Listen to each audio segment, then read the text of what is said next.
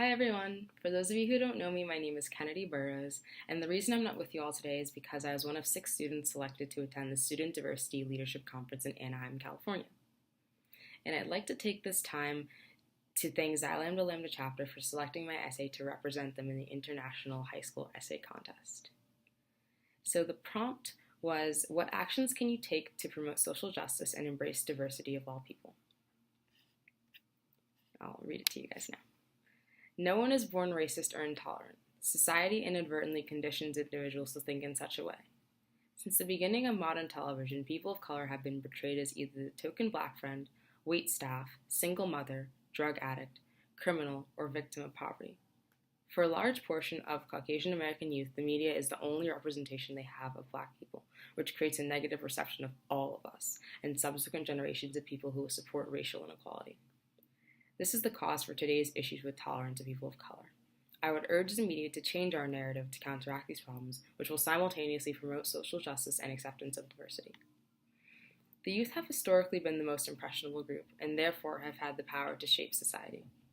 Hitler's youth group is a prime example of this idea. His organization was founded to indoctrinate the youth in Nazi ideology, including racism, fascism, and anti-Semitism. Hitler saw the youth as blank slates who could be conditioned to embody Nazi ideals and therefore ensure the future of Nazi Germany. In addition, during the Chinese Cultural Revolution, Mao Zedong taught highly politicized curriculums in schools to instill communist ideals in the youth and ensure the country never returned to capitalism. Mao knew the youth was his most strategic tool, since they would eventually be a generation that completely embodies communist ideas. Similarly, American alt-right groups indoctrinate the Caucasian youth in ideas of white supremacy and nationalism to ensure the right race remains dominant. They do this through seemingly benign memes and posts on social media. Since the youth are the primary social media users, the alt-right can create a new generation of white supremacists that will advance their movement. Today, in terms of race, America's use of the media to perpetuate negative images of people of color technically does indoctrinate the youth in ideas of racial inferiority, which obstructs acceptance of diversity. Since the youth is clearly able to be influenced and direct where the world goes, the media needs to impress lasting ideas of racial equality and tolerance upon Caucasian youth. The physical action that can be taken to promote those ideas is broadening the types of people of color represented in the media. Today on television, people of color are typically put in degrading roles. For example, in the popular show The Fosters on Freeform, the African-American boy in the show plays a troubled foster kid whose father left at a young age. All of the Real Housewives type of shows show women of color constantly fighting each other in restaurants and other public spaces. Finally, shows like Scandal and How to Get Away with Murder show their leading women of color either dating or married to a white man and perpetuate the idea that black women are only valued when with the white man or connected with white culture. There is an entire portion of the U.S. that sees shows like these and believes these roles are an accurate representation of African Americans, which is a fallacy. America needs more shows like The Cosby Show, which presented a doctor and a lawyer thriving and raising successful children who later attend college. Even shows like Living Single that show professional people of color moving through life together and behaving respectably are necessary.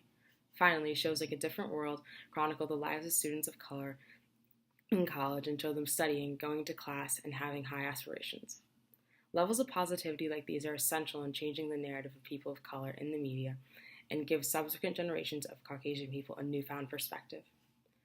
By seeing positive images, future generations will unite and be more inclined to accept diversity and advocate for social justice. Beyond America's promotion of social justice and acceptance of diversity, the change in narrative affects how people of color perceive themselves. For example, if an African American child only sees themselves as waitstaff, single mothers, drug addicts, criminals, or victims of poverty, it limits their aspirations, thus stagnating the progression of African Americans in the workforce and perpetuating stereotypes about racial inferiority to America at large. If the narrative of people of color in the media does not change, the country will not fully promote social justice nor embrace diversity of all, since we will be stuck in the antiquated idea of racial inferiority. Thank you. This topic really resonated with me because I'm a leader in my school's diversity club, and many of our discussions are centered around this idea that we need to take action and change our narrative in order for people to perceive us more positively and to just have more positive attributes attached to us. So this essay was really for me in that way. And just even I speak to a lot of younger students in the middle school, my school, in their diversity club. I facilitate discussions about positive representations of women of color and men of color in the media, and how we need to include more positive roles in order to uplift ourselves and ensure that the rest of America sees us in a positive light.